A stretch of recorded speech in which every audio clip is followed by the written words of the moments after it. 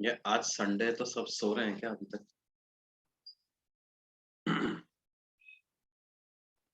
काफी बच्चे सो रहे हैं, ज्वाइन नहीं किया।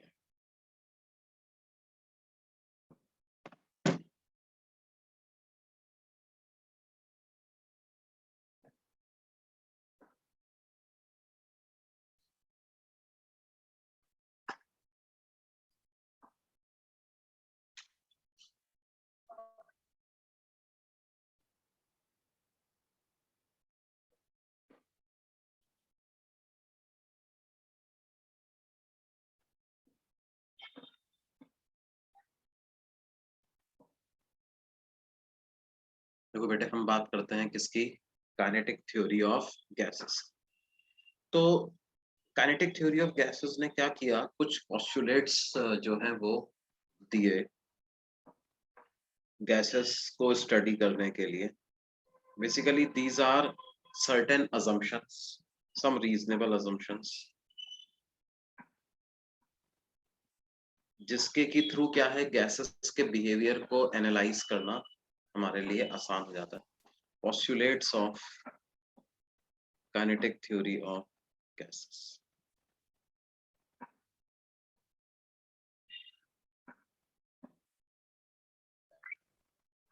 ये जो postulates of kinetic theory of gases हैं, ये बेसिकली क्या है, इनकी बात करते हैं।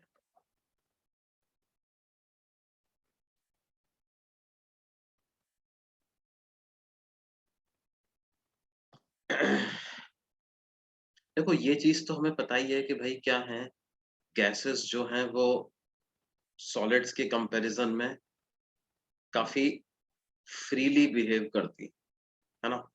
सॉलिड्स या लिक्विड के कंपैरिजन में इंटरमॉलिक्यूलर फोर्सेस जो होते हैं वो बहुत कम होते हैं, है ना। इंटरमॉलिक्यूलर फोर्सेस जो होते हैं वो बहुत कम होते हैं।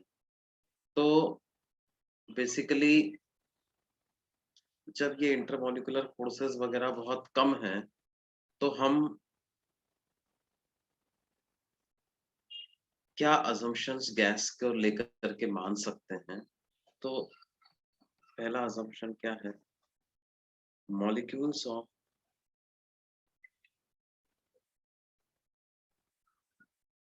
gases are very small in size. That is, they occupy negligible volume in comparison to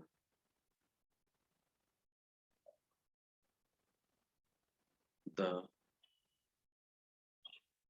volume of the container.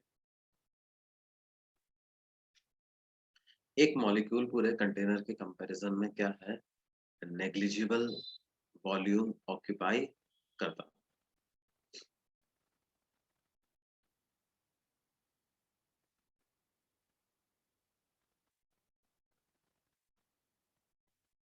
देखो, मॉलिक्यूल जो है वो सिंगल एटॉमिक भी हो सकता है, वो डाई एटॉमिक भी हो सकता है, वो पॉली एटॉमिक भी हो सकता है ना।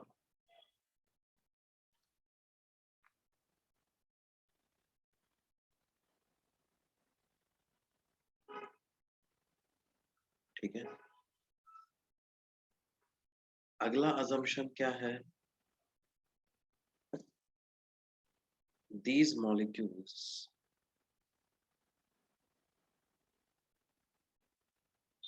do not exert any force on each other. That is intermolecular force in gases are absent. Intermolecular force in gases are absent. Sir बहुत लोग व्हाट्सएप पे बोल रहे हैं कि वो ज्वाइन नहीं कर पा रहे हैं। ज्वाइन नहीं कर पा रहे। हाँ ओके सर, टारगेट 23 पे मैसेज आया है। Okay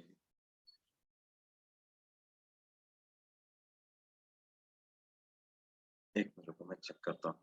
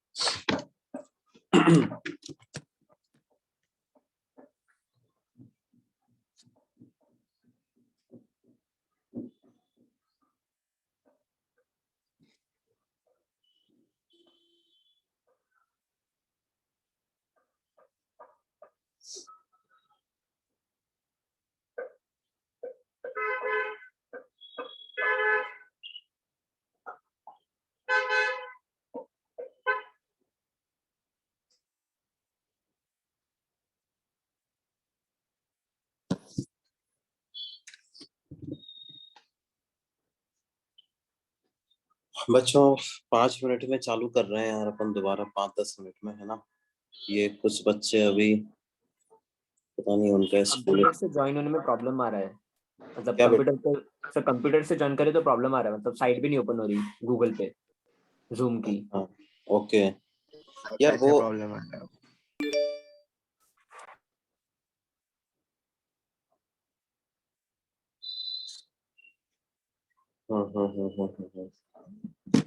yeah, that is probably I think because of some आ- इंटरनेट इशू ही लग रहा है। हमारा जो सर्विस प्रोवाइडर है इसका। आपने जो 2 लेक्चर पहले सिखाया था वही सिखा रहे स्कूल में।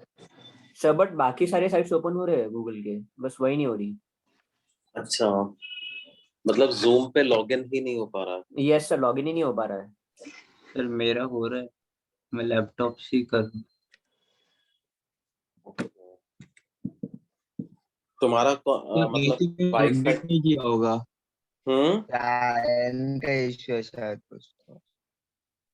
सर आई थिंक उन्होंने जूम अपडेट नहीं किया होगा, मे बी दैट्स व्हाई। अच्छा, फोन पे भी तो नहीं हो रहा ना। नहीं सर, फोन से हो गया, फोन से ही ज्वाइन हुआ अभी। Okay okay. मेरा तो वाईफाई से नहीं हो रहा, तो मोबाइल डाटा से हुआ।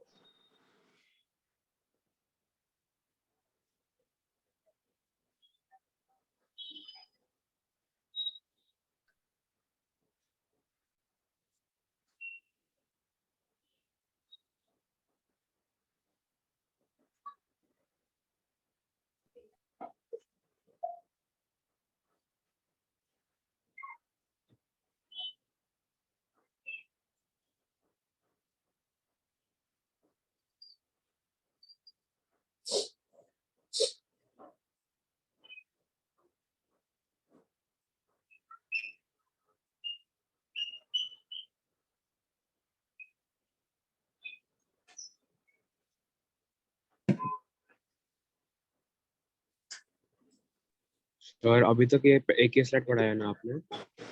हाँ बेटा, मैंने अभी तक यही पढ़ाया है। अभी अपन रुके ही हुए, कुछ बच्चों ने कहा है सर 5 मिनट दे दो, उसके बाद फिर ज्वाइन करते हैं।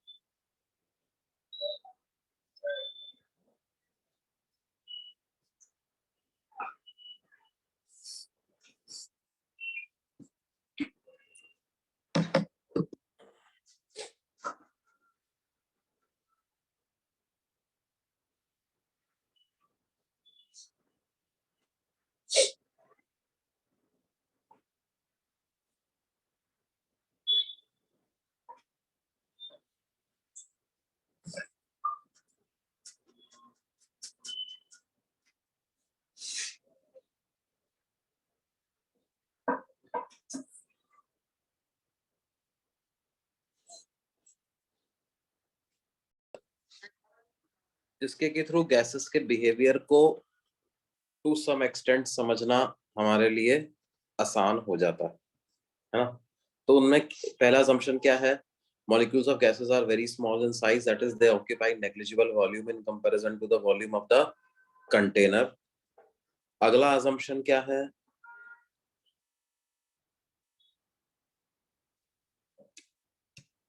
molecules of gases they do not exert any force on each other, intermolecular forces in gases are absent.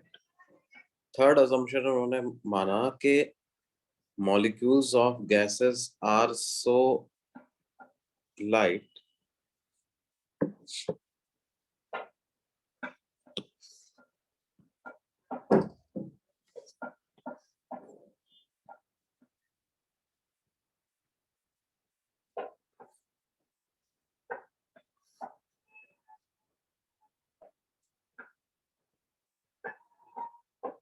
that effect of gravity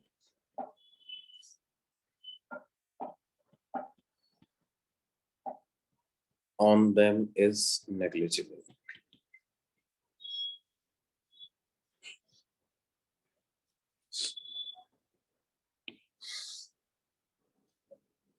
अगला जो assumption लिया वो क्या है,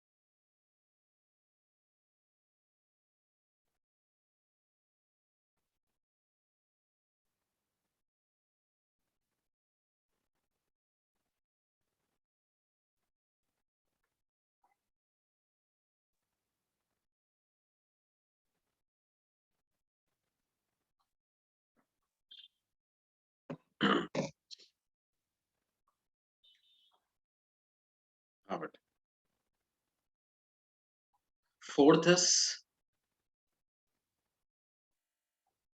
molecules of gases are under constant random motion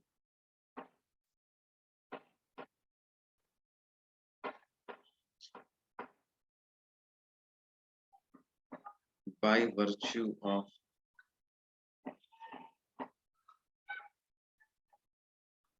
their thermal energy, are in constant random motion. Yes, all gas molecules are identical in size. Huh? All gas molecules are very small in size and all molecules are identical in size.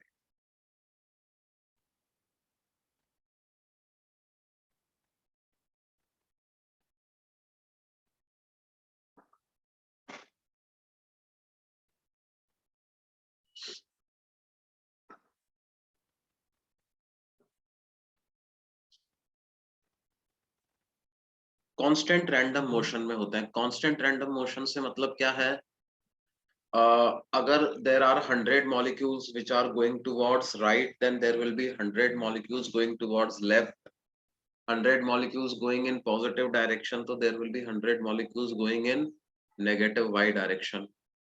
तो इस तरह से क्या है, overall momentum gas के molecules का, सारे molecules का मिला दें तो मोमेंटम 0 होता। किसी भी पर्टिकुलर डायरेक्शन में जाने के लिए कोई बायसिंग नहीं होती कि एक्स में ज्यादा जा रहे हैं, कि वाई में ज्यादा जा रहे हैं, कि जेड में ज्यादा जा रहे हैं। तीनों डायरेक्शंस में बराबर बराबर प्रोबेबिलिटी से वो जा रहे होते हैं।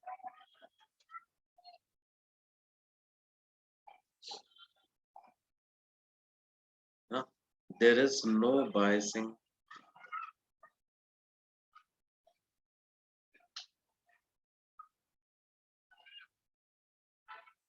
of molecules towards any particular direction.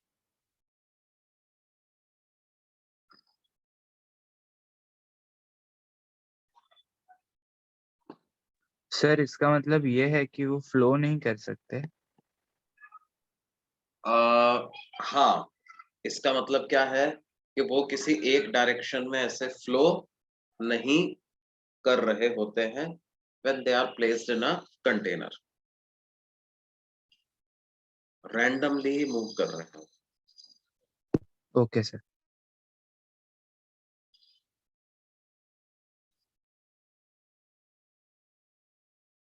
Collisions of molecules with each other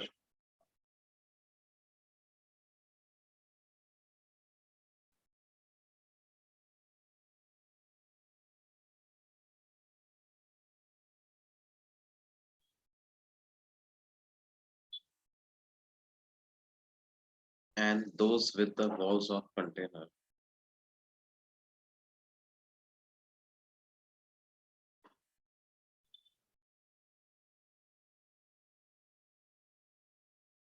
are all elastic.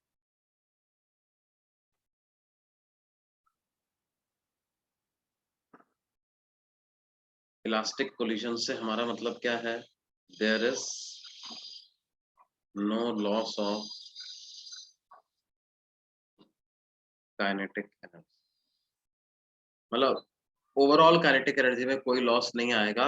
एक मॉलिक्यूल की काइनेटिक एनर्जी बढ़ेगी तो दूसरे की कम हो जाएगी उतने ही अमाउंट से।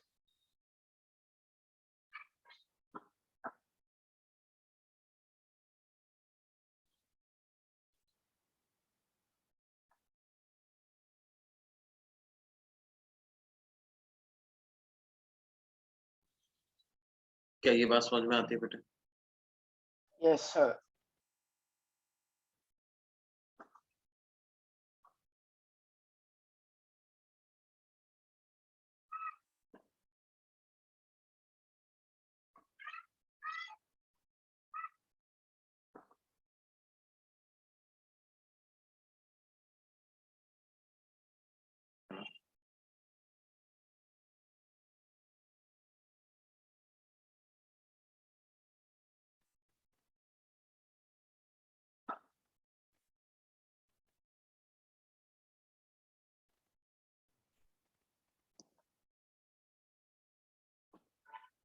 At any given temperature,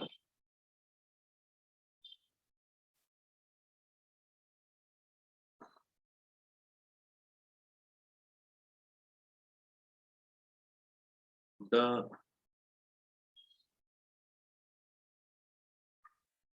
velocity distribution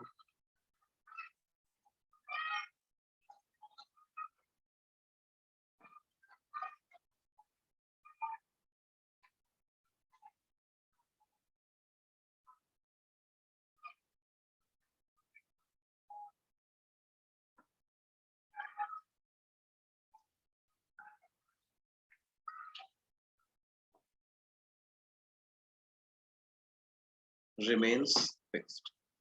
At any given temperature, the velocity distribution of molecules of the gas remains fixed.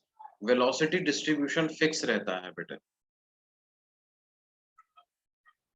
Velocity distribution fix रहने का मतलब क्या है कि different molecules may have different speeds, but number of molecules having certain speed remains same, है ना। जैसे मान लो ओवरऑल गैस में 1,00,000 मॉलिक्यूल, तो सबके सब अलग अलग स्पीड से चल रहे हैं, कोई कम स्पीड से चल रहा है, कोई ज्यादा स्पीड से चल रहा है। तो कुछ 100 मीटर पर सेकंड से चल रहे हैं, कुछ 200 से, कुछ 300 से, कुछ 400 से। तो 100 मीटर पर सेकंड से चलने वाले मॉलिक्यूल्स का नंबर फिक्स रहेगा, 200 मीटर पर सेकंड से चलने वाले मॉलिक्यूल्स का नंबर फिक्स रहेगा, वो चेंज नहीं होगा, as long as the temperature remains same, as long as the temperature remains same. अच्छा, molecules are also molecules and the container are all smooth.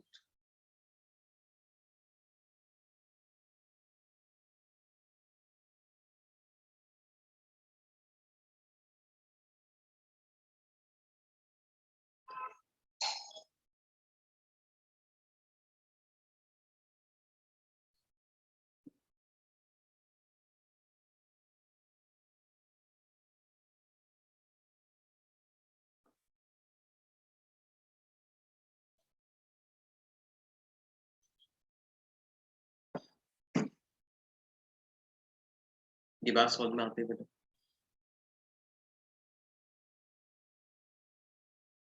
Yes, sir. Yes, sir. Okay.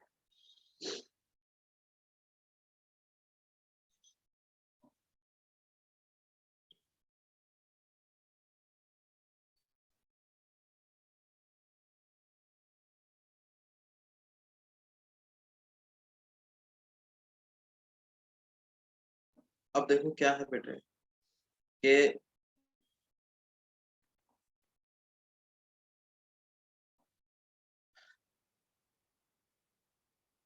on the basis of these assumptions, क्या है, उन्होंने कुछ loss जो है वो gases के behaviour को लेकर के डिराइव किए, और उन लॉस को बेसिकली वो मेनली कौन कौन से लॉ हैं, सबसे पहले अपन बात करते हैं किसकी। अच्छा, before we talk about those loss, there are 3 thermodynamic parameters या 3 state parameters of a gas, है ना। The state of a gas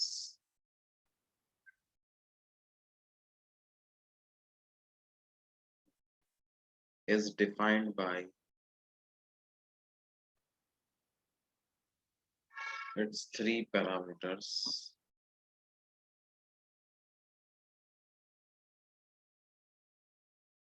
कौन कौन से? Pressure, temperature and volume. अब वॉल्यूम का मतलब तो क्या होता है? Volume of the container. Temperature तो आपको पता ही है, डिग्री ऑफ हॉटनेस और कोल्डनेस। प्रेशर क्या होता है? Pressure is force per unit area exerted by gas molecules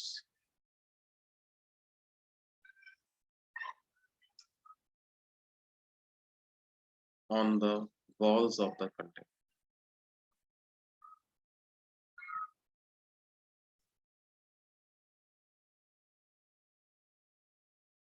Force per unit area exerted by gas molecules on the walls of the container.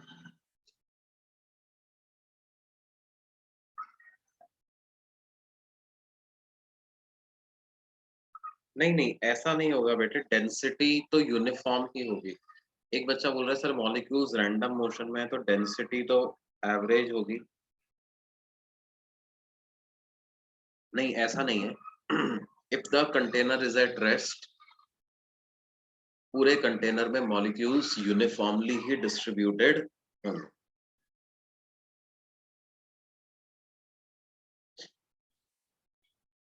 Pressure is force per unit area exerted by molecules on the walls of the container, है ना।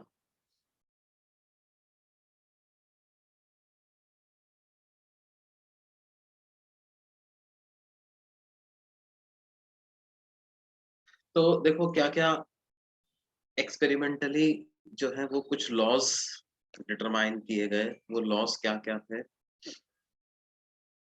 तो उनमें से सबसे पहले तो आता है क्या, boils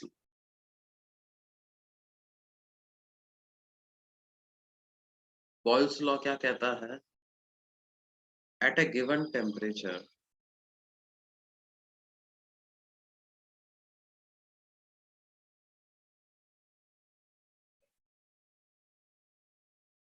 pressure exerted by a gas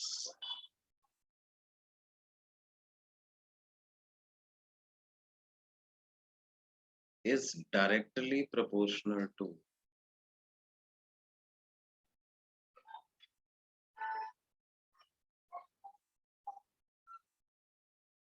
the absolute temperature of the gas.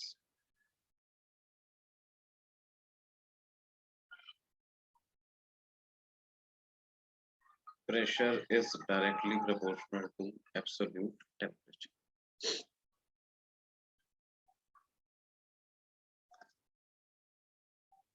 Sorry, pressure is inversely proportional to volume. Volume. Pressure is inversely proportional to temperature, तो हमने constant रखा ही हुआ है. Pressure is inversely proportional to the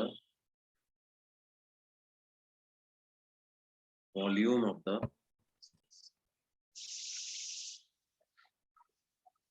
This is called as Boyle's law. या हम इसको ऐसे भी लिख सकते हैं, pressure into volume is constant. Pressure into volume is constant.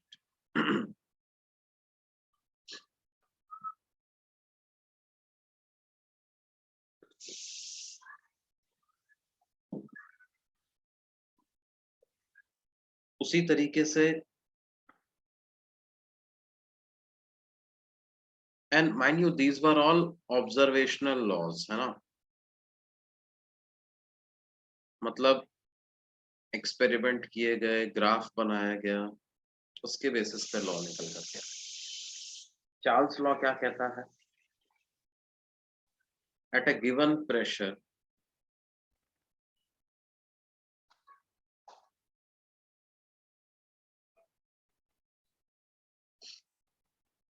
volume occupied by a gas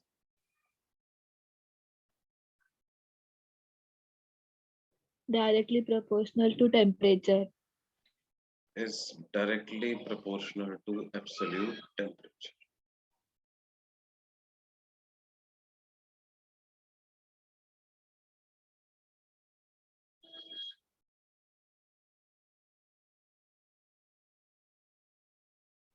sir ये एब्सोल्यूट टेम्परेचर मतलब क्या? Temperature in kelvin. Okay sir. Absolute temperature का मतलब क्या बेटे? Temperature in kelvin. Sir last page दिखाओ ना.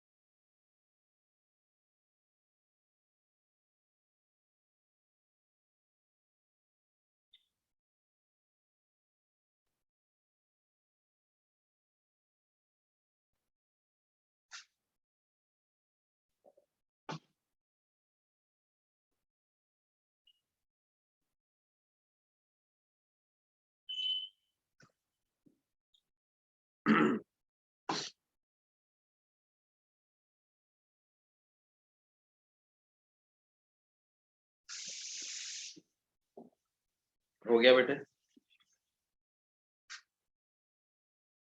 Yes sir.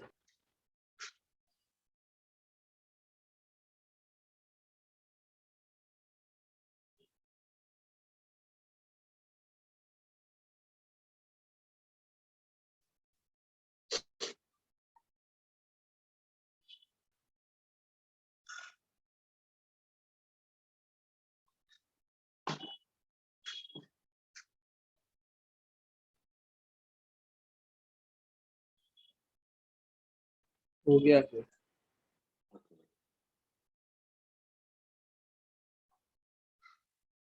Then we also have Avogadro's hypothesis. Sir पिछला पेज दिखाइए ना। Sir Charles law. Hey,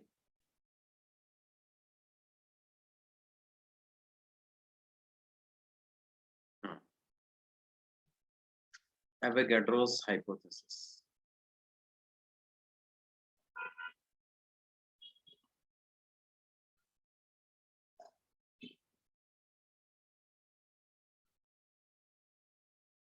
मैं क्या कहा? At constant pressure and temperature,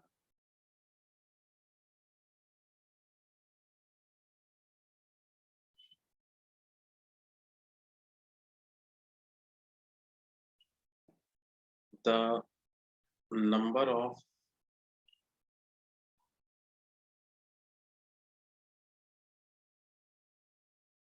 molecules of a gas is directly proportional to its volume.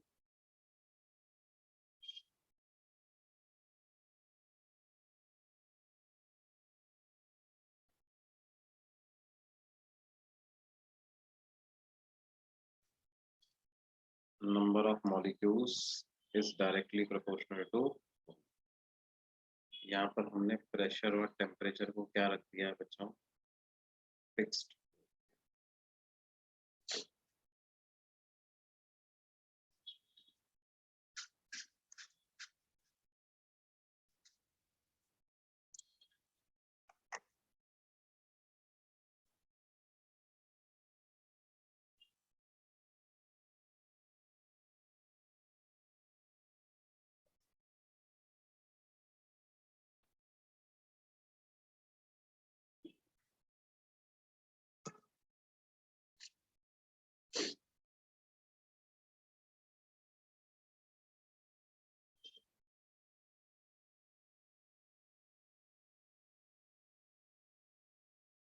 तो हमारे पास क्या आ जाता है बेटे? हम लिखते हैं कि क्या है? सर नोट में। हाँ बेटे।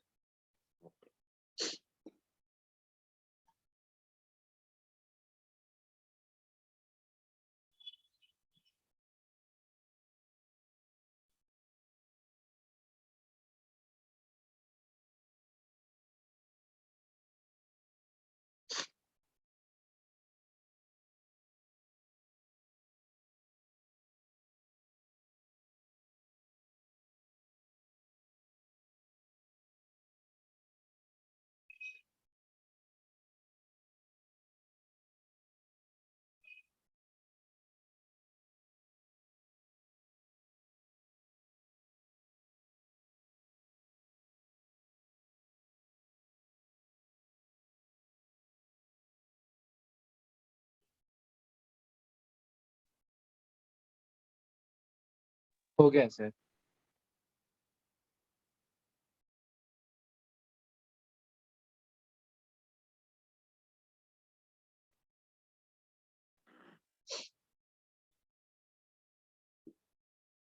अब देखो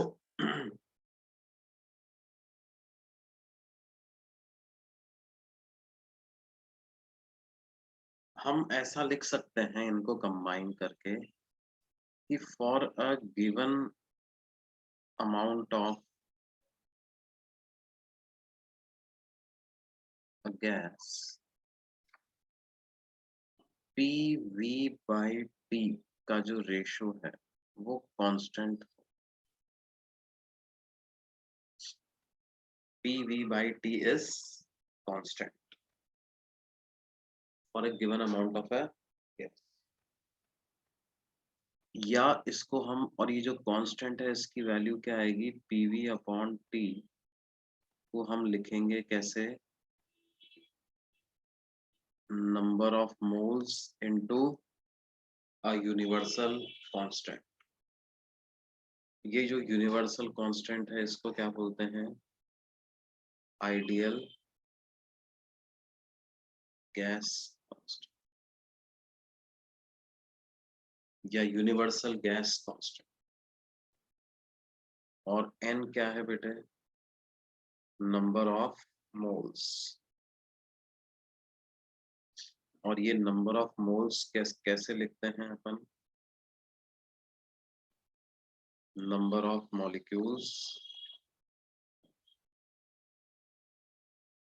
डिवाइडेड बाय क्या,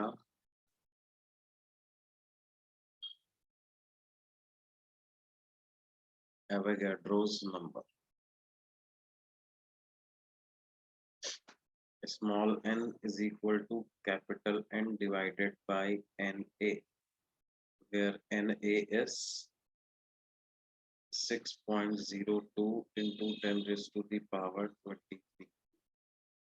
और ये R की वैल्यू क्या होती है, 8.314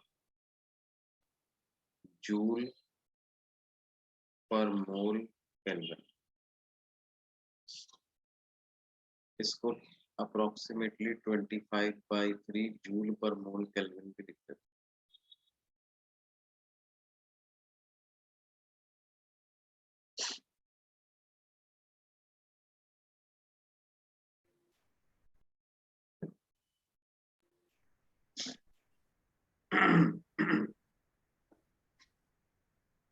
क्या ये बात समझ में आ रही है बेटा? सर आपने 8.3 के बाद कुछ लिखा है क्या? हाँ सर नहीं उधर दिख का रहा, दिख वो नहीं। फ्रीज हो गया। स्क्रीन ओके बेटा, दोबारा शेयर कर सकते हैं।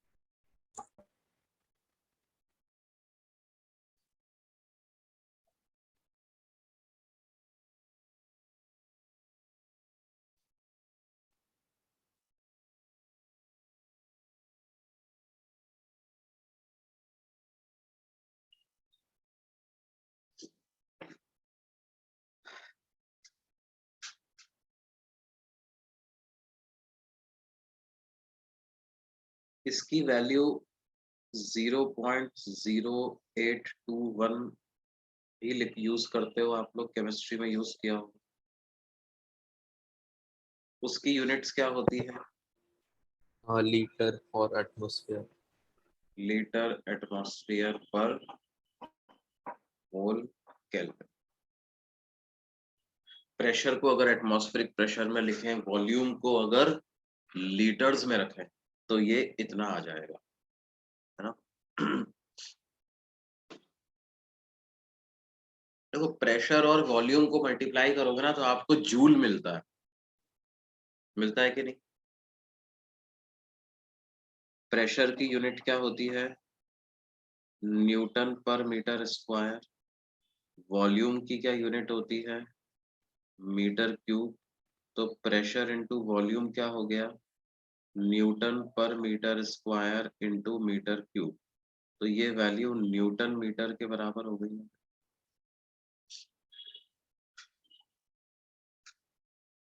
है ना। और न्यूटन मीटर क्या होता है, force into displacement, work done, यानी कि क्या हो गया ये, एनर्जी जूल्स। जूल।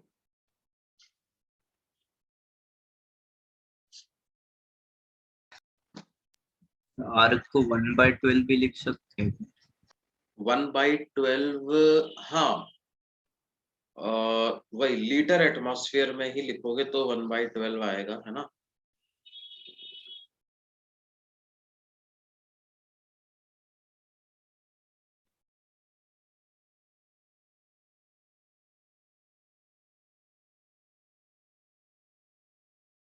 भाई देखो ना, 1/12 की क्या वैल्यू आती है, 1/12 को आप ऐसे लिख लो, 100/12 इंटू 1/100। 4 से कैंसिल कर दो तो कितना आ जाएगा ये, 25। 4 3 जा 12 और ये कितना आ जाएगा 3 8 जा 24 1 0 3 3 जा 9 ना, ऐसे चलेगा तो 100 से और तो 0.083 ऐसा अप्रोक्सीमेटली आ जाएगा ना ये बेटा, समझ रहे हैं? Yes sir.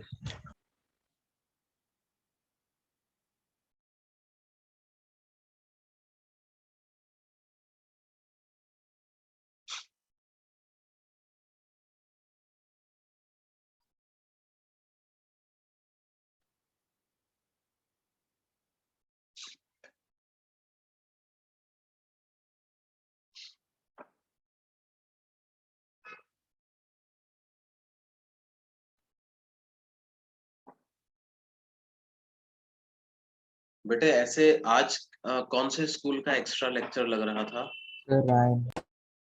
रैन का। बेटा ऐसे कभी एक्स्ट्रा लेक्चर वगैरह होना तो आपको अपना रेजोनेंस का तो पता है ही सही कि भाई जो संडे को लेक्चर था, तो आप क्या है कम से कम एक आध दिन पहले बता दिया करो। कल तो बता ही दिया होगा ना स्कूल वालों ने? सर कल वो भी रात को 11 के बाद बताया। 11 के बाद बताया? अरे यार, फिर तुम्हारी कोई गलती नहीं। सर कल से केवी वालों का एग्जाम है रिटर्न। कब बेटे? कल? कल से। Yes sir. कल से? ओके। कौन सा एग्जाम? प्री मतलब ये कौन सा एग्जाम हो गया? सर फाइनल्स के पहले वाला, मतलब बताया तो नहीं बट ऐसे अच्छा, ही बोल सकते हैं, या ऐसा प्रिपरेशन बताया वाला, नहीं कि हाफ है या कुछ है। टर्म 2 का हाँ प्रिपरेशन सर। करवा रहे हैं एक तरीके से। ओके, तो सिलेबस क्या यस आ रहा सर। है उसमें? सर मैं फ्लूइड मैकेनिक अपना अच्छा मैकेनिकल ठीक, प्रॉपर्टीज ऑफ सॉलिड्स। बस एक चैप्टर? सर 2 आ रहे हैं, वो mechanical property of solid and fluid वाला। अच्छा अच्छा, mechanical property of solids and mechanical property of fluids. Okay, तो बढ़िया है, तुम्हारा भी रिवीजन हो जाएगा उसके थ्रू, है ना? यस सर, रिटर्न है। सब्जेक्टिव होगा। ओके,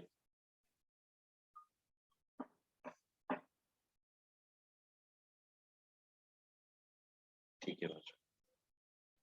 और सर स्कूल में 20 फेब से फाइनल्स हो रहे हैं, मतलब 25 फेब से? हाँ 20 फेब 20 से? 20 फेब हाँ। ओके और 21 से रैन के भी। ओके, हाँ तो हम जो है सिलेबस खत्म कर लेंगे 5 7 7 तक, हमारा सिलेबस काफी हो जाएगा, पूरा ही हो जाना चाहिए। मैथ्स का तो हो ही गया ना आप लोगों का complete? Yes sir yes sir, सिर्फ वो एक चैप्टर परम्यूटेशन बचा है, बचा सर है। ने बोला है कराएंगे। Permutation probability. ओके ओके,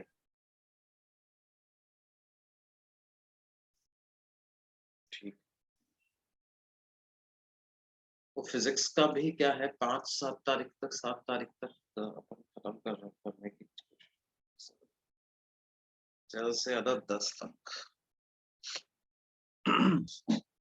क्या ये बात समझ में आती है बच्चों? Yes, sir. है ना? तो ये जो हमारे पास इक्वेशन फाइनली आ जाएगी क्या, P V is equal to N R T. इस इक्वेशन को क्या बोलते हैं बच्चों? Ideal gas equation.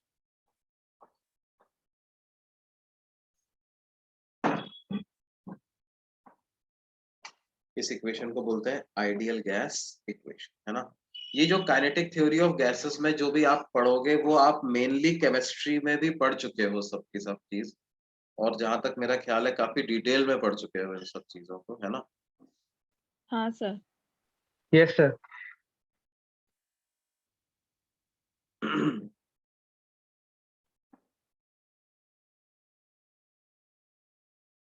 अच्छा, इस इक्वेशन को हालांकि एक और फॉर्म में भी हम लिख सकते हैं, जैसे n को लिख दें मास अपॉन मॉलिक्यूलर मास, ऐसा लिख सकते हैं ना? और वॉल्यूम को मैं RHS में ले जाऊं तो मास अपॉन वॉल्यूम बन जाएगा। Divided by capital M RT, और मास अपॉन वॉल्यूम को हम लिख देंगे क्या, डेंसिटी। डेंसिटी। तो प्रेशर की वैल्यू आ जाएगी रो RT बाय M। यहाँ पे कैपिटल M क्या है, mass of gas, capital M क्या है, molecular mass of gas. Molecular mass का मतलब क्या होता है, एक मोल अगर गैस का हम ले लें तो उसका मास क्या है। सर एक मॉलिक्यूल ना? नहीं नहीं नहीं नहीं, मॉलिक्यूलर मास का मतलब होता है mass of one one mole. Mole. जैसे तो सर मोलर मास? O2 जो होता है, O2 वो मोलर मास का हो मॉलिक्यूलर मास का हो एक ही बात है। O2 जो है ये क्या, इसका मॉलिक्यूलर मास क्या होता है, 32 ग्राम पर मोल, है ना। H2 है तो H2 का क्या होता है जी, 2 2 ग्राम ग्राम पर मोल। पर। CO2 की अगर बात करें तो उसका कितना होगा, 44 ग्राम पर मोल। 44 ग्राम पर मोल। 44 ग्राम पर। ये इस तरह से मॉलिक्यूलर मास हम कैलकुलेट करते हैं। तो P की वैल्यू किसके बराबर आ गई, रो RT बाई M के बराबर, है ना। अब देखो इसके बेसिस पे मैं क्वेश्चंस तुम्हें सॉल्व नहीं करवा रहा हूँ कि एक गैस है उसका प्रेशर दिया हुआ है, वॉल्यूम दिया हुआ है, टेम्परेचर निकालो, या सेम गैस को मैंने लार्जर वेसल में कन्वर्ट कर दिया तो बताओ कितना प्रेशर हो जाएगा। ये सारी चीजें आप केमिस्ट्री में खूब कर चुके हो कि नहीं कर चुके हो भाई, यस सर, हो गया है। है Yes, ना। sir. तो this you have done enough in chemistry. यहाँ पर जो हम चीज जिस पे कंसंट्रेट करने वाले हैं फिजिक्स में वो क्या है, हम बात करते हैं pressure exerted by gas in a container and the velocity of gas molecules के बीच में रिलेशन क्या होता है ना। तो basically pressure exerted by a gas की बात अपन करें।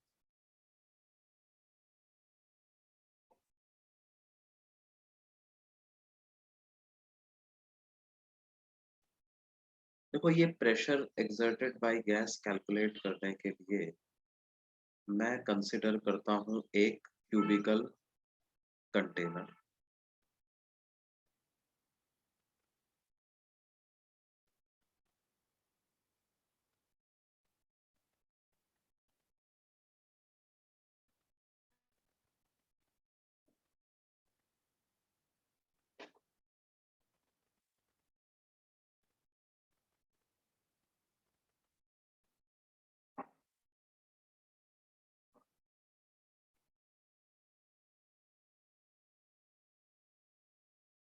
और उसकी हम एक्सेस मान लेते हैं, ये y है, ये x है, ये z एक्सेस, ठीक है। और हम मान लेते हैं कि L जो है वो क्या है, side length of the container.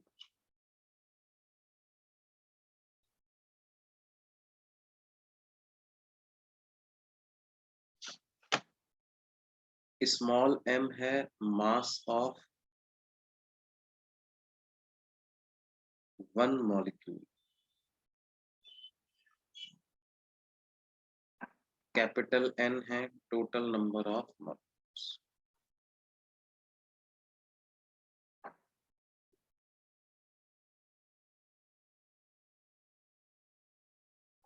Now consider any random molecule in the container. Let's say ये मॉलिक्यूल की कुछ वेलोसिटी है बच्चों।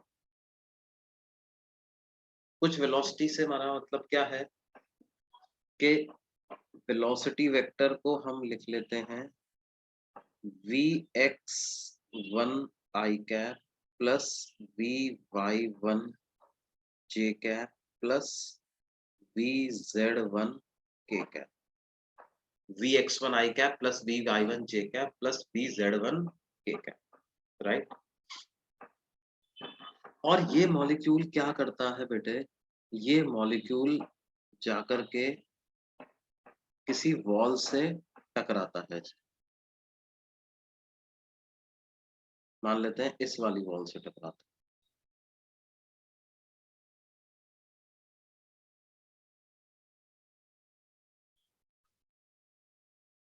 तो टकराने के बाद क्या होगा, इसकी वेलोसिटी की डायरेक्शन चेंज होगी, चेंज होगी या नहीं? यस सर होगी। लेकिन एक बात ध्यान दो बेटे कि हमने ये माना हुआ है कि ये वॉल जो है वो स्मूथ है। स्मूथ है इसका मतलब अपने पैरेलल फोर्स नहीं लगा सकती, मतलब वाई डायरेक्शन में फोर्स नहीं लगा सकती, इस जेड डायरेक्शन में फोर्स नहीं लगा सकती, सिर्फ परपेंडिकुलर डायरेक्शन में ही फोर्स लगा सकती है। मतलब सिर्फ किस डायरेक्शन में फोर्स लगा सकती है, एक्स डायरेक्शन में। एक बार में एक वॉल कंसीडर कर रहे हैं अपन, ये वाली वॉल कंसीडर कर रहे हैं, तो this wall can exert force only in x direction because it is a smooth wall. और अगर एक्स डायरेक्शन में ही फोर्स एक्सर्ट कर सकती है तो इस मॉलिक्यूल की वेलोसिटी में जो चेंज आएगा वो सिर्फ एक्स कंपोनेंट में ही चेंज आएगा, वाई और जेड कंपोनेंट में चेंज नहीं आएगा। तो कोलिजन के बाद जो इस मॉलिक्यूल की वेलोसिटी हो जाएगी, क्या उसको मैं V Y one J cap plus V Z one K cap ऐसा लिख सकता हूँ? और x वाला अभी अपन लिखेंगे, x वाला कितना हो जाएगा? अच्छा, x में चेंज आएगा, लेकिन हमें एक असम्पशन और हमने माना हुआ है कि इलास्टिक कोलिजन्स हो रहे हैं। कैसे कोलिजन्स हो रहे हैं बच्चों? Elastic collision. इलास्टिक कोलिजन्स हो रहे हैं। अगर इलास्टिक कोलिजन्स हो रहे हैं, इसका मतलब क्या है? मोमेंटम और काइनेटिक एनर्जी कंजर्व हो। मोमेंटम कंजर्व नहीं बोल सकते, काइनेटिक एनर्जी कंजर्व रहेगी। क्या रहेगा? काइनेटिक एनर्जी इसकी कंजर्व रहेगी। मतलब स्पीड, इनिशियल स्पीड और फाइनल स्पीड सेम होनी चाहिए, यानी वेलोसिटी का मैग्नीट्यूड सेम होना चाहिए। वेलोसिटी का मैग्नीट्यूड क्या होता है बेटे? Under root V X square plus V Y square plus V Z square, ये होता है। Yes sir. अब आपको क्या करना है, देखो y और z कंपोनेंट तो सेम ही है ना। x वाले कंपोनेंट को आपको चेंज भी करना है और वेलोसिटी के मैग्नीट्यूड को सेम भी रखना है। तो वो एक ही तरीके से कर सकते हैं। कैसे? सब बस डायरेक्शन चेंज होगी। बस डायरेक्शन चेंज कर दें, है ना, मैग्नीट्यूड को चेंज ना करें, सिर्फ डायरेक्शन को चेंज कर दें, तो बाद वाली वेलोसिटी हो जाएगी minus V X one I cap plus V Y one J cap plus V Z one K cap. यानी y और z में तो वेलोसिटी के कंपोनेंट चेंज ही नहीं हुए, x वाला कंपोनेंट चेंज हुआ, लेकिन ऐसे चेंज हुआ कि उसका भी मैग्नीट्यूड सेम रहा, डायरेक्शन में ही सिर्फ चेंज आया, सो दैट ओवरऑल स्पीड भी सेम रही। अब देखो, आप मैग्नीट्यूड ऑफ v वेक्टर निकालोगे और magnitude of v dash vector निकालोगे तो सेम आएगा ना बेटा। तो हमारी जो इलास्टिक कोलिजन वाला अजम्पशन था वो भी जो है वो होल्ड हो गया, सेटिस्फाई हो गया, और एक्स वाले कंपोनेंट को हमने चेंज भी कर दिया। अब ध्यान दीजिए बच्चों कि जो फोर्स होता है, सर हाँ सर, बोलो बेटे। जो वी जे कैप और के कैप वाली जो वेलोसिटीज थी वो क्यों चेंज नहीं होगी, वो आप एक बार बताइए। भाई वो चेंज इसलिए नहीं हुई क्योंकि वो जो वेलोसिटीज हैं वो इस वॉल के पैरेलल वाली वेलोसिटीज है ना बेटा। जैसे y वाली वेलोसिटी ये वाली, z वाली वेलोसिटी ये वाली, है ना, और x वाली इधर पर। समझ रहे हो? Yes, और sir. ये वॉल कैसी है? स्मूथ वॉल है। तो स्मूथ वॉल है तो स्मूथ सरफेस अपने पैरेलल डायरेक्शन में फोर्स एक्सर्ट नहीं कर सकती, ये वॉल। हम बोल रहे हैं वॉल स्मूथ है, इसका मतलब वाई या जेड डायरेक्शन में फोर्स एक्सर्ट नहीं कर सकती, सिर्फ किस डायरेक्शन में फोर्स एक्सर्ट कर सकती है? परपेंडिकुलर। एक परपेंडिकुलर, यानी सिर्फ एक्स डायरेक्शन में ही एक्सर्ट कर सकती ओके सर। है ना। तो आप चाहो तो यहाँ पे मैं लिख भी देता हूँ कि सिंस वॉल इज स्मूथ,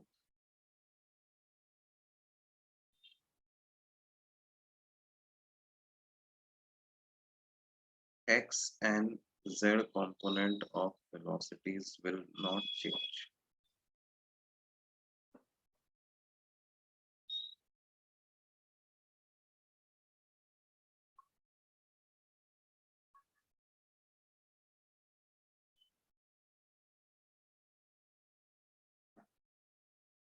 क्या ये बात समझ में आ रही है? सर y एंड z आएगा ना? डाउट है वाई एन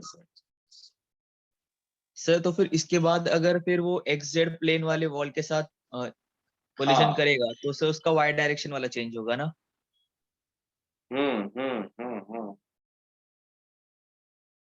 बिल्कुल बिल्कुल। सर फिर मतलब थोड़ी देर के बाद वेलोसिटी फिर से यही आ जाएगी वापस और कोलिजन्स के बाद? क्या बोल रहे हो बेटे?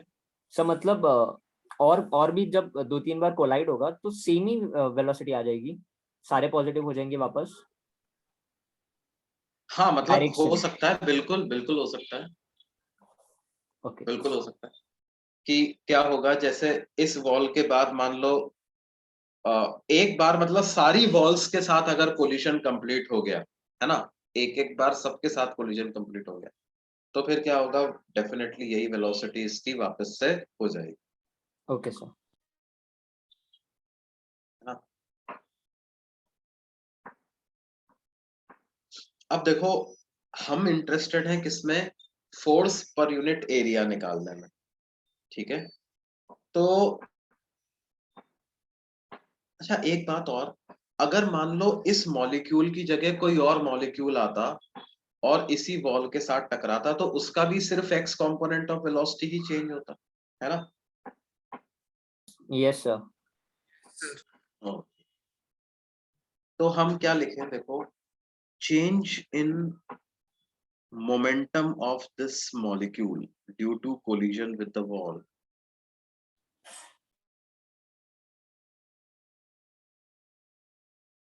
मोमेंटम होता है mass into velocity.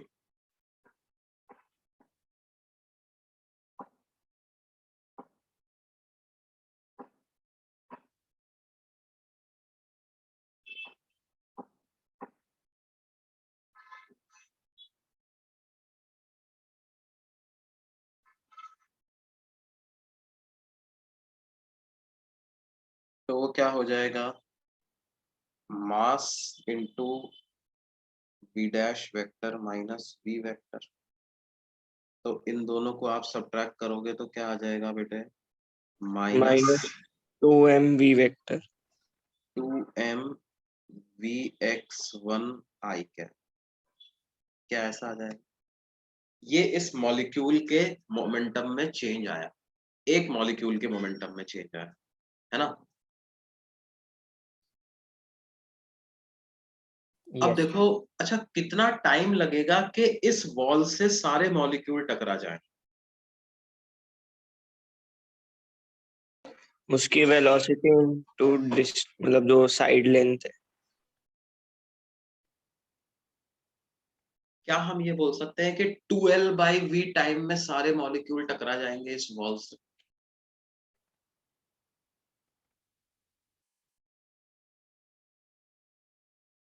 In a time interval of 2l/v, all the molecules Yes, sir.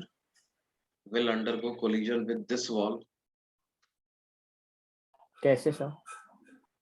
भाई देखो कैसे, मान लो कि ये मॉलिक्यूल, देखो कुछ मॉलिक्यूल्स तो ऐसे होंगे जो कि अभी यहाँ पे होंगे और इस तरफ ही चल रहे होंगे, है ना, ऐसे जा रहे होंगे।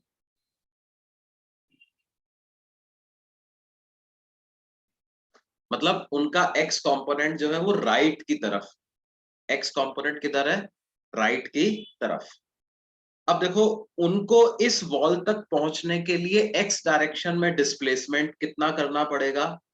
लेस देन और L. इक्वल टू एल करना पड़ेगा, एल या Yes, उससे sir. कम, Yes, sir. है Yes. ना? और जब तक वो इस दीवार से टकराते नहीं है तब तक x component of velocity vx ही रहने वाला। Yes, sir. तो अगर मैं एक्स डायरेक्शन का डिस्प्लेसमेंट लिखूं तो वो एल उसको ले लूं और एक्स डायरेक्शन की वेलोसिटी को vx लिख दूं, तो एल बाई vx टाइम के अंदर अंदर वो सारे मॉलिक्यूल जिनकी वेलोसिटी पॉजिटिव एक्स डायरेक्शन में है वो इस वॉल से कोलाइड कर चुके होंगे, हाँ सर। Yes, sir. है ना? अच्छा, वो मॉलिक्यूल जो कि अभी जिनका एक्स डायरेक्शन में वेलोसिटी अभी लेफ्ट की तरफ है ना, ऐसे मॉलिक्यूल की अगर बात करें तो ऐसा हो सकता है ना कि कोई एक कुछ मॉलिक्यूल्स ऐसे हो जो कि इस वाली दीवार के बिल्कुल पास में हो लेकिन वेलोसिटी उनकी लेफ्ट में है, एक्स कंपोनेंट, तो उनको टकरा टकरा करके जाने में वापस यहां तक आने में 2l बाई vx का टाइम लगेगा। जाने में l बाई vx, आने में l बाई vx। हाँ सर। Yes, sir. तो वो मॉलिक्यूल कितने टाइम में वापस टकरा पाएगा इस 2L वॉल by के साथ? Vx. 2l बाई vx, है ना? तो इसका मतलब अगर मैं 2l by vx time consider कर लूं तो क्या होगा? या मैं ऐसा क्या इसको ऐसे भी बोल सकता हूं कि फॉर दिस मॉलिक्यूल ये 2l by vx one time में एक बार मॉलिक्यूल से इस दीवार से टकराता है, क्या बेटे? सर मतलब वो टकरा के वापस उसी पोजीशन पे आ जाएगा? उसी पोजीशन पे आ जाएगा, हाँ तो यस, 2 बार L कवर किया तो इसलिए 2L by Vx। है ना? तो हम ऐसे बोल सकते हैं कि दिस मॉलिक्यूल, या आप इसको ऐसे समझो कि this molecule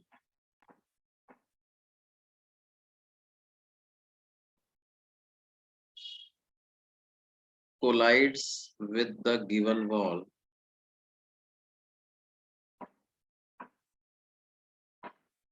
at a time interval of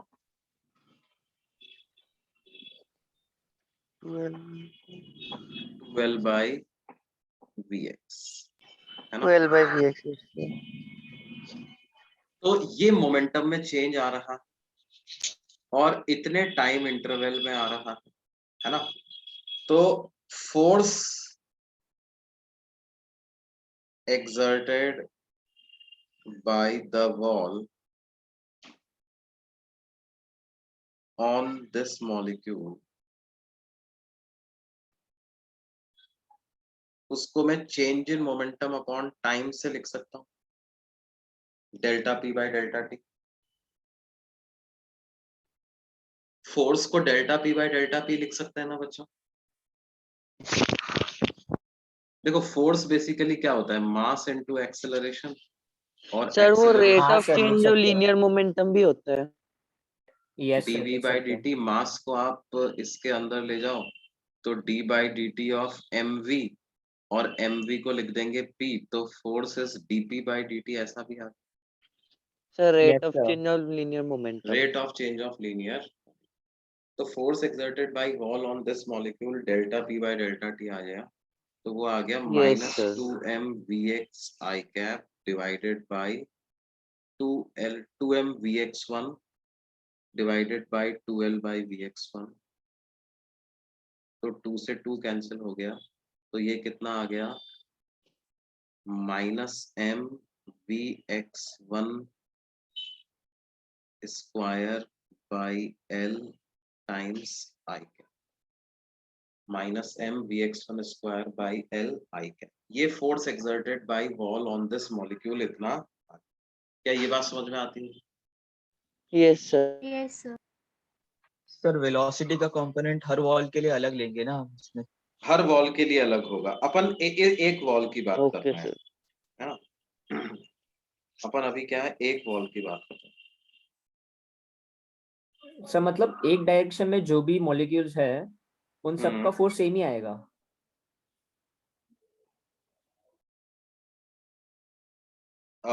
एक मिनट फिर से बोलो, क्या बोल रहे हो? एक डायरेक्शन में जो भी फोर्सेस है, जो भी मॉलिक्यूल्स है, उन सबका फोर्स सेम ही आएगा। नहीं, देखो अलग अलग मॉलिक्यूल अलग अलग स्पीड से चल रहा होगा, है ना? यस, स्पीड डिफर करेगी। स्पीड अलग होने की वजह से अलग अलग मॉलिक्यूल का फोर्स अलग अलग आएगा। अच्छा, एक बच्चा पूछ रहा है सर 12/vx कैसे आया है, एक बार फिर एक्सप्लेन कीजिए। भाई देखो, ये मॉलिक्यूल अभी जस्ट दीवार से टकरा करके निकला ही है ना? तो ये इधर जा रहा है। अब ये दूसरी वॉल तक पहुंचने में इसका डिस्प्लेसमेंट L हो जाएगा, और तब तक x component of velocity vx ही रहेगा। तो कितना टाइम लगा? L/vx1। और फिर वहां से जब वापस आएगा, देखो भले ही बाकी वॉल्स से भी कोलिजन हो रहा है, लेकिन हम तो डिस्प्लेसमेंट अपॉन वेलोसिटी का कंपोनेंट इक्वेशन यूज कर रहे हैं ना। टाइम को कैसे कैलकुलेट कर रहे हैं? x डायरेक्शन में displacement upon x component of velocity, है ना? अच्छा, अब इसमें देखो कई लोगों के दिमाग में ये भी आ सकता है कि सर ये मॉलिक्यूल का बाकी मॉलिक्यूल के साथ भी तो कोलिजन हो सकता है बीच में, तो वेलोसिटी बदल जाएगी। ये बात बिल्कुल सही है कि इसका बाकी मॉलिक्यूल के साथ भी कोलिजन हो सकता है बीच में, लेकिन होगा क्या? क्योंकि इलास्टिक कोलिजन है तो वेलोसिटीज एक्सचेंज हो जाएंगी, एग्जैक्टली एक्सचेंज हो जाएंगी। तो इस मॉलिक्यूल की जगह ऐसा ही एक आइडेंटिकल मॉलिक्यूल आ जाएगा जिसकी इतनी उसकी वेलोसिटी इसको मिल जाएगी, इसकी वेलोसिटी दूसरे मॉलिक्यूल को मिल जाएगी। तो क्या होगा? vx1 वेलोसिटी से चलने वाला मॉलिक्यूल वो बना रहेगा, उसमें चेंज नहीं आएगा बच्चे। क्या ये बात समझ में आती है? हाँ सर, समझा। है ना?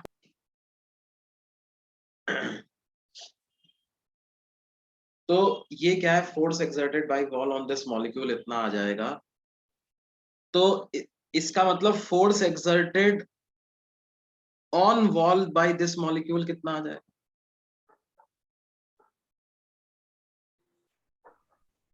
Force exerted on the wall by this molecule, इसका नेगेटिव कर दें अपन?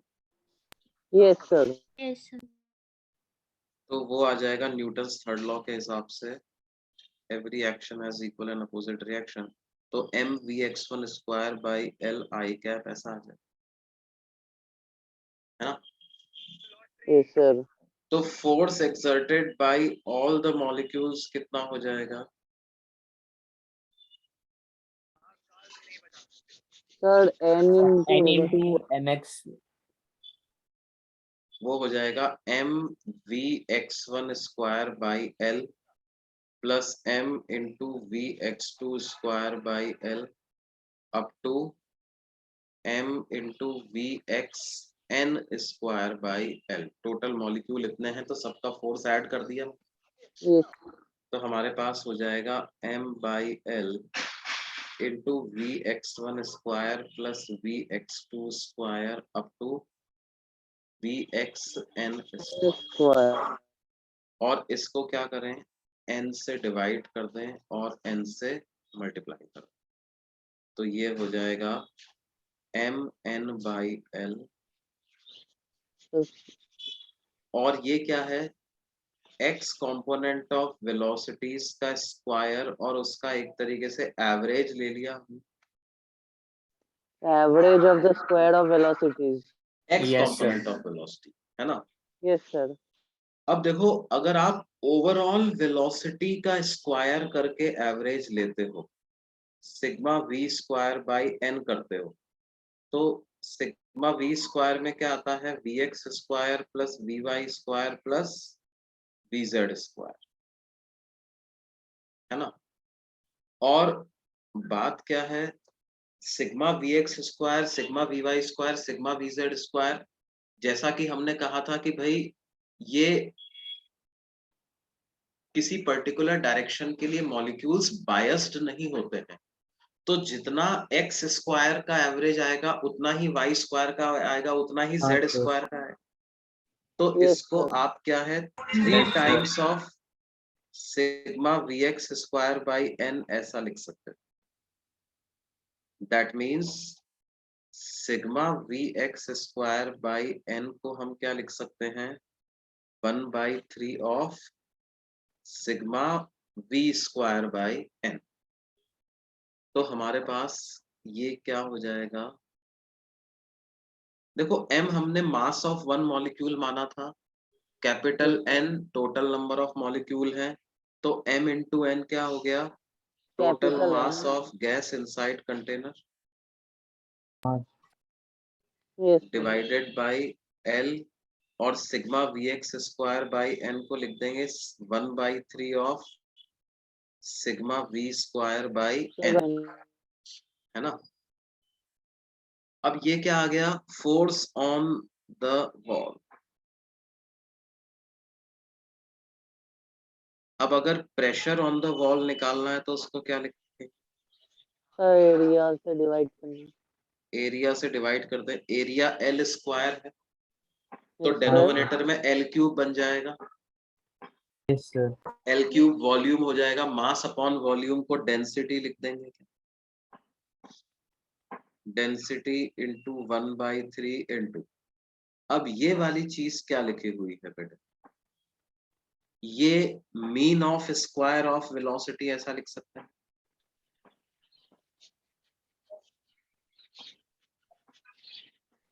Sir, velocity के squares का mean है sir. वेलोसिटी के स्क्वायर का मीन, तो mean of square of velocities, या एक टर्म डिफाइन करते हैं जिसको बोलते हैं RMS velocity, root mean square. तो ये basically root mean square velocity का होल स्क्वायर लिखा हुआ है। वी आरएमएस का मतलब क्या होता है, root of mean of square of velocity,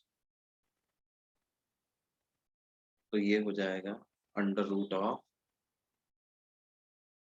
Sigma mean V of square by square, N. v1 square v2 square up to vn square by, या under root of sigma v square by n। तो इस VRMS का square कर दोगे तो वो क्या आ जाएगा, sigma v square bye,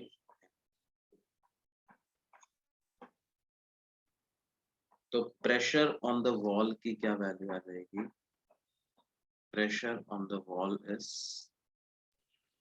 1/3 rho VRMS square. VRMS का,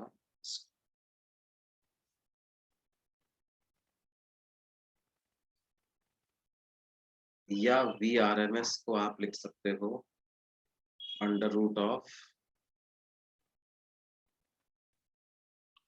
3p बाई, सर वो सिग्मा vx स्क्वायर को जब 3 से मल्टीप्लाई किया उसके बाद वाला स्टेप एक्सप्लेन करो। यहां तक समझ में आया बेटे, ये हमने 3 से मल्टीप्लाई कर दिया था, ये समझ में आया? Yes sir. ओके, तो फिर उसके बाद हमने क्या किया, इन दोनों को लिया, तो sigma vx square by N कितना हो गया, 1/3 sigma v square by N, ये समझ आया? Yes sir. Yes. तो ये यहाँ पर जो फोर्स था उसमें sigma vx square by N की जगह मैंने ये 1/3 sigma v square by N ऐसा कर दिया, और m इंटू एन है mass of, total mass of gas, Yes. है ना।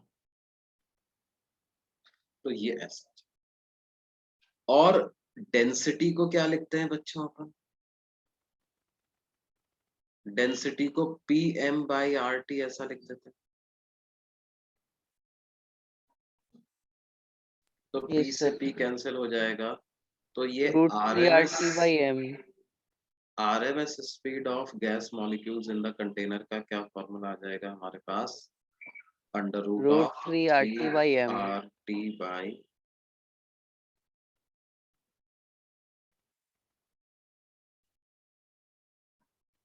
ये बात समझ में आती है?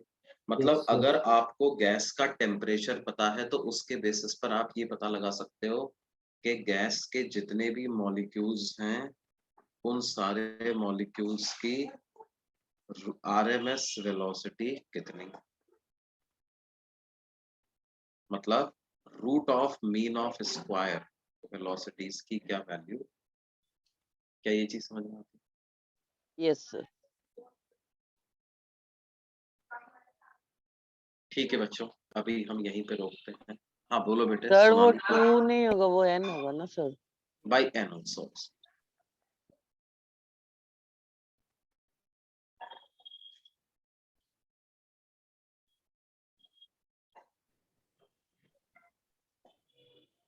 यस सर, समझा। कैपिटल एम किसकी बात कर रहे हो बेटे? ये कैपिटल एम तो वही है, मॉलिक्यूलर मास। सर मतलब ग्राम पर मोल वो वाला ना सर? हाँ ग्राम पर मोल।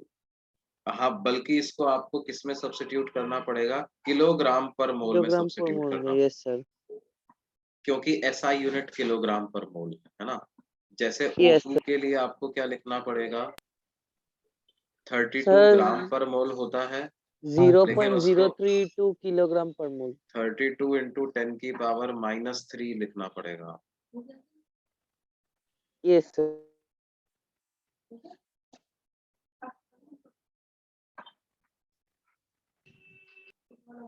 यस।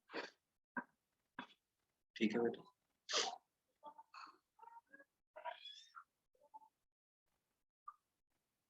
ओके बेटा। Thank you sir. Thank you thank you sir. Sir. Bye sir. Thank you, bye sir. Bye. sir. Bye.